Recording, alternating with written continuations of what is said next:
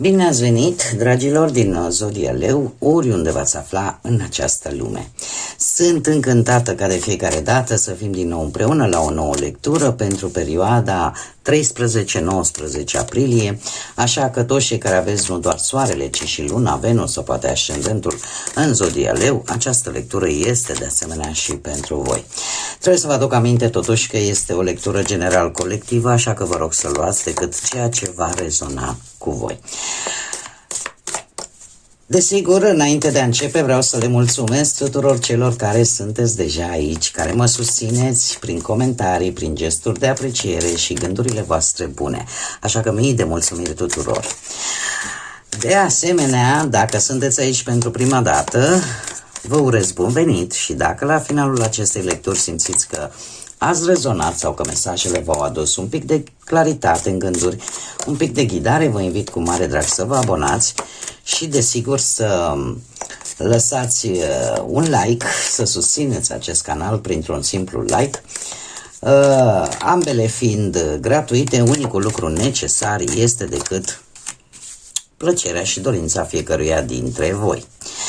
Și acum, haideți să vedem ce este important de știut pentru voi, dragilor din Leu, în această săptămână 13-19 aprilie. Și avem dragoste, avem pe cineva blond sau cu părul poate un pic mai cărunt. Predomină culoarea deschisă a părului. Este o energie în primă fază feminină, dar poate să fie și o energie masculină. Avem aici chiar atât persoane cu părul închis la culoare sau cu tenul mai închis, cum și persoane cu părul deschis. Există aici o posibilă conexiune, legătură între două energii. Între două energii. E posibil să fie ceva pasager. Pasager temporal. Ghidat poate de pasiune. Sau poate că voi încercați sau aveți anumite simțăminte, anumite gânduri care sunt destul de efemere, care nu vor dura, vis-a-vis de ori o anumită energie, ori de anumite energii. Să fie ceea ce se întâmplă în această săptămână are legătură clar cu două energii complet diferite, dar paradoxal să știți că aceste energii cumva ori își doresc același lucru, ori pur și simplu privesc, ca să zic așa, în aceeași direcție. Una din aceste energii puteți fi chiar voi, dacă vă regăsiți în descrierile pe care tocmai le-am enunțat, cu tenul mai deschis la culoare sau cu părul mai deschis la culoare sau dimpotrivă, cineva brunet la ten sau la păr. Cert este că este ori o conexiune temporară, ori pur și simplu ceva pasager. Ceva pasager. Nu știu, aș spune că una din aceste energii e cineva foarte amabil. Cineva în care, în mod normal, voi aveți încredere. Dă dovadă de destul de multă inteligență și știe cum să acționeze. Cum am mai spus, puteți fi voi sau poate să fie altcineva. Pe de altă parte, putem vorbi de să aveți așa, să fiți aveți un umor mai bun, așa, o stare de bine.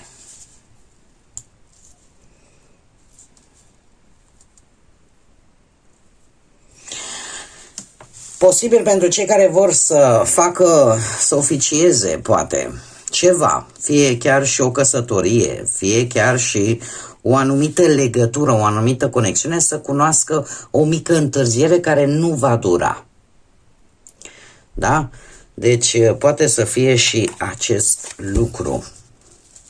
să fie ceva care, o mică piedică, dar peste care veți putea să treceți, nu va dura. O mică întârziere. Bun, haideți să mergem mai departe și să vedem ce ne spune tarotul. Ce vine pentru dragii mei din Leu în săptămâna 13-19 aprilie. Ce este important de știut?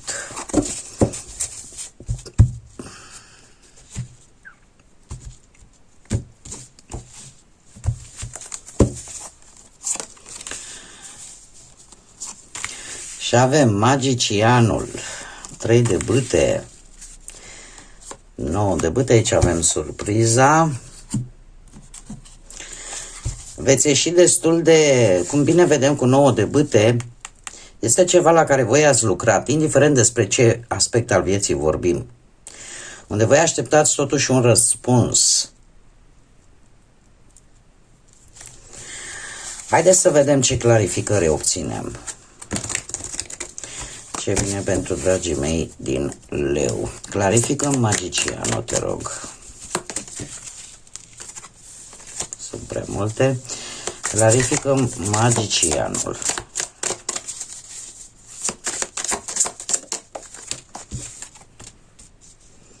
Cu un rege de monede. Este cineva, vreun șef, cineva care are stabilitate financiară.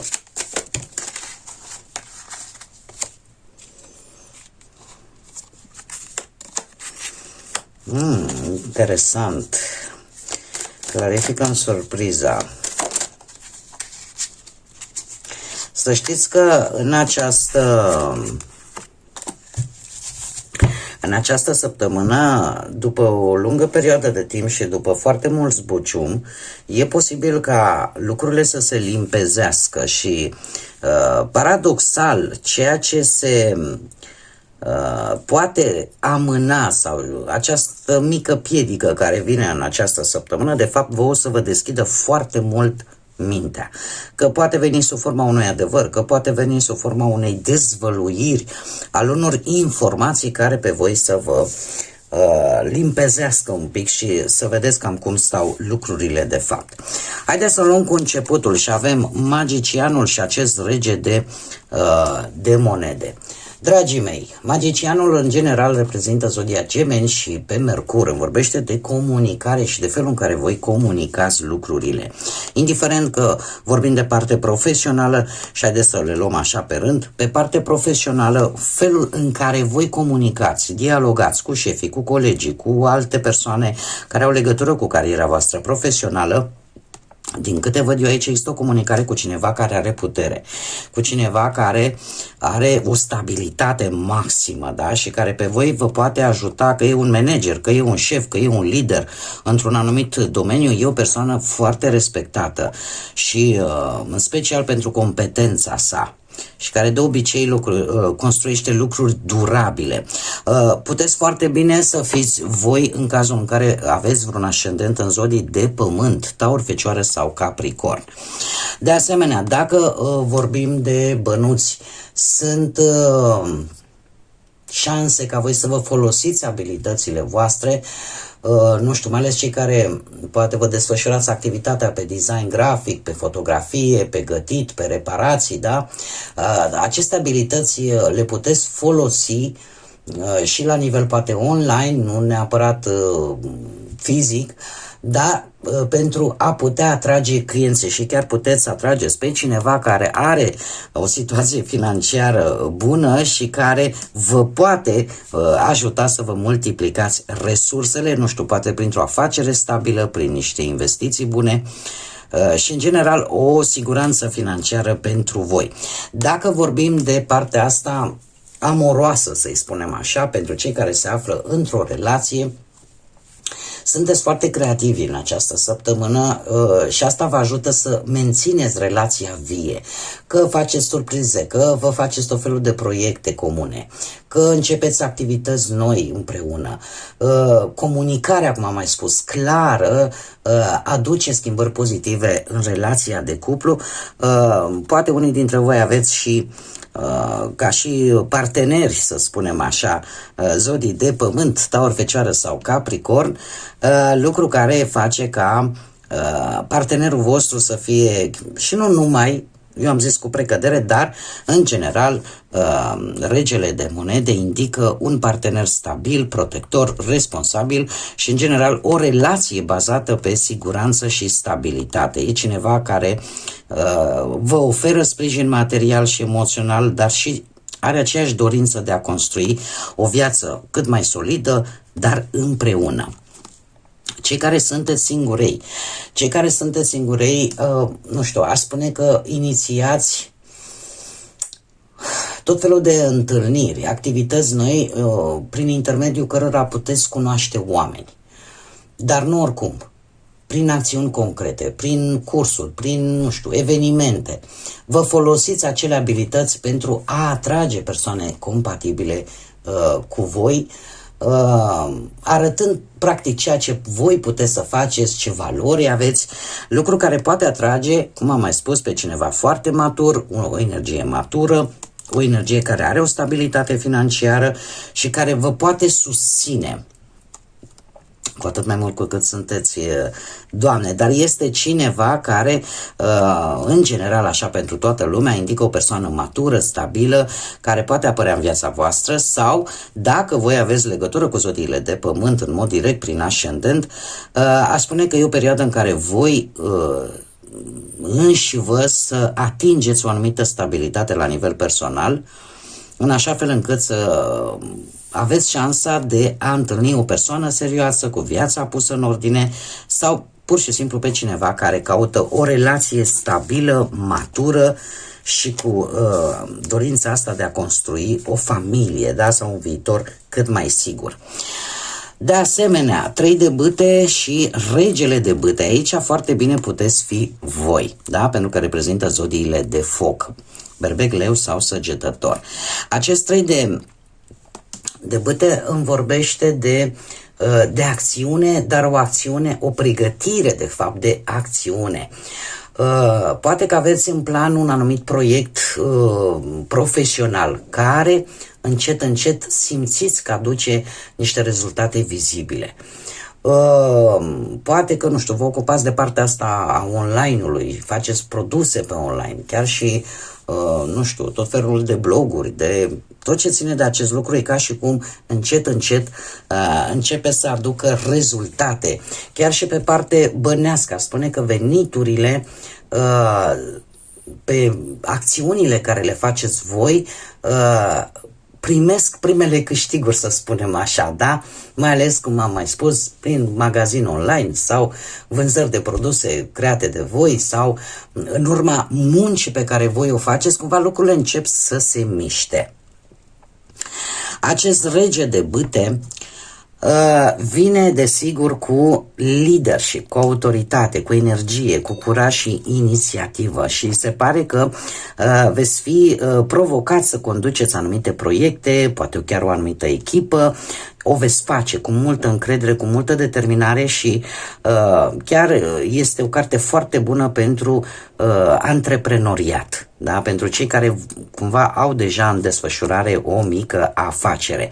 Dacă nu, sunteți foarte bine axați pe a coordona echipele pentru a le inspira, a le motiva, nu știu, poate colegii de la muncă și asta o faceți prin propriul vostru exemplu. Deciziile voastre în ceea ce privește domeniul profesional sunt mult mai hotărâte, aveți o viziune, aveți capacitatea de a lua decizii curajoase în situații destul de dificile. Chiar și pe partea banilor, se pare că aveți această abilitate să vă gestionați resursele într-un mod foarte bun, chiar vă gândiți să investiți în ceva mare, dar ce este cel mai important e că vă planificați bănuții într-un mod cât mai strategic, în așa fel încât să vă creați un buget cât mai eficient.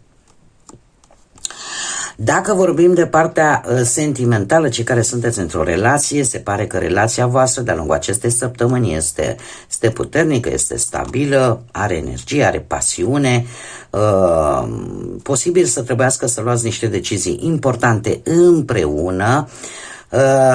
Această decizie să implice mai mult susținerea partenerului, în mod special, așa că sunteți inspirați, există respect, există admirație reciprocă în cuplul vostru. Ce este important chiar și pentru cei singuri, că puteți atrage persoane în jurul vostru care să vă respecte autoritatea și energia voastră și chiar puteți avea întâlniri cu persoane foarte ambițioase care pot avea legătură sau nu ori cu zodiile de pământ, așa cum bine vedem, sau cu zodiile de foc. Ce mai avem aici? Avem aici proiecte la care voi ați lucrat, proiecte la care nu v-a fost ușor să mergeți înainte, pentru care tot ceea ce voi ați sădit până în acest moment a trebuit să vă luptați, a trebuit să consumați energie, indiferent de ce aspect al vieții vorbim. Vorbim de perseverență, vorbim de apărare, de efort și de o rezistență și o vigilență foarte mare. Trebuie să vă mențineți poziția, să depuneți în continuare eforturi pentru a finaliza un anumit proiect, mai ales dacă e vorba de muncă, sau să terminați un termen limită, dacă vi s-a dat de către șefi. E posibil să mai apară provocări, așa cum bine vedem, dar sunt temporare, nu este pe perioadă lungă de timp, dar să știți că aceste provocări neașteptate, de fapt, pe voi vă va deschide mintea, ca să spun așa, în sensul în care veți vedea cu mai multă claritate despre ce e vorba, veți afla poate adevăruri, veți alunga orice iluzie, orice idee, ca să zic așa, preconcepută. E un nou început de gândire în primul și în primul rând. Posibil toate aceste provocări să vă facă pe voi să luați niște decizii importante, dar nu oricum, ci cu mai multă claritate, cu mai multă transparență. Aceste adevăruri, aceste soluții, această claritate care este la lumină, pentru voi este foarte bună, pentru că în sfârșit vă puteți planifica strategic, veți putea analiza foarte drept, foarte just și unii dintre voi chiar puteți primi în scris, aici mare atenție, o anumită informație oficială care să lămurească odată pentru totdeauna o anumită situație care durează de ceva vreme. Poate să fie, nu știu, o comunicare scrisă legată, nu știu, de justiție, de ceva important pentru voi. Surpriza voastră, încă o dată se repetă acest rege de monede. Dragilor, ori o persoană care are legătură cu zodiile de pământ, Taur, Fecioară, Capricorn, cineva, o autoritate, să știți, pentru că am două energii care reprezintă, una care reprezintă, poate să reprezinte pe cineva în uniformă, da? Cineva care controlează ceva, zodia Berbec și zodiile de pământ, Taur, Fecioară sau Capricorn. Acum, dacă unii dintre voi știți că aveți ca și ascendent una din aceste zodii, puteți adapta în funcție de cum aveți fiecare, da? Ce pot eu să vă spun? Că există într-adevăr ce este important pentru voi, o comunicare sau o conexiune, o legătură, un dialog cu o autoritate, cu cineva care are putere decizională, care de obicei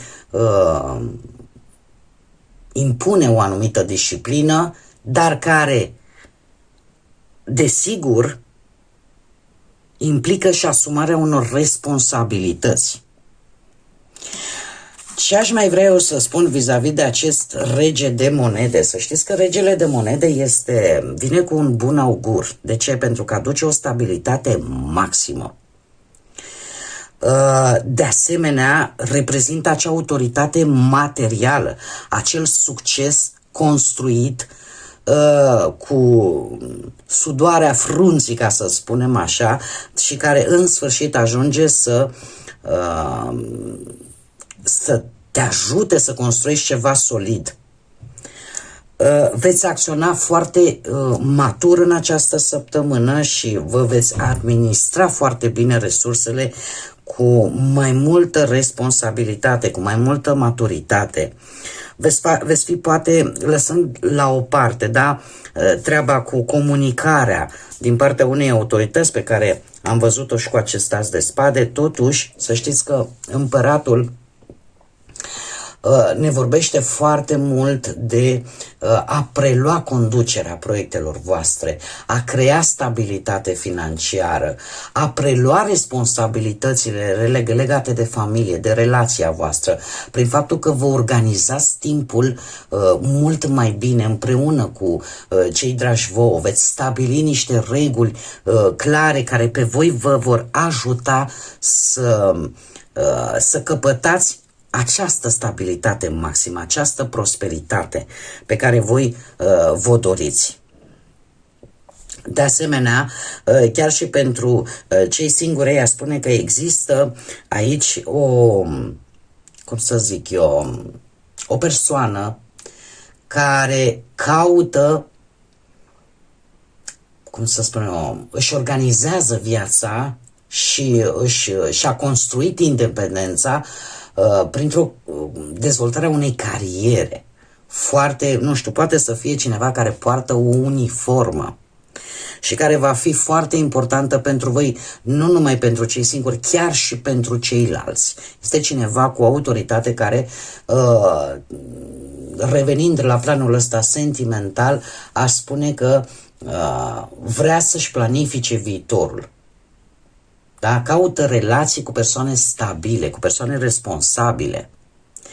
Iar dat fiind și faptul că avem acest rege de monede, chiar și pentru cei singurei, așa cum am mai spus, poate anunța ori o persoană matură și stabilă care apare în viața voastră, sau pur și simplu o perioadă în care voi înși vă puteți atinge o stabilitate personală care vă poate ajuta să întâlniți persoane serioase, cu viața pusă în ordine, sau pe cineva care, într-adevăr, așa cum am mai spus, caută o relație stabilă și matură, da? Să construiască o familie sau un viitor mai sigur. Haideți să vedem acum. Așa cum am mai spus încă de la început, sunt niște energii care de moment sunt neutrale, dar din câte vedem noi aici, să știți că dezvoltarea lor aduce rezultate care merg într-o anumită direcție. Dat fiind acest lucru, eu aș spune că cu inteligență, cu,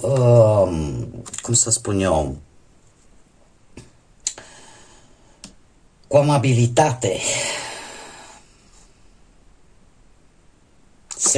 se pot obține lucruri.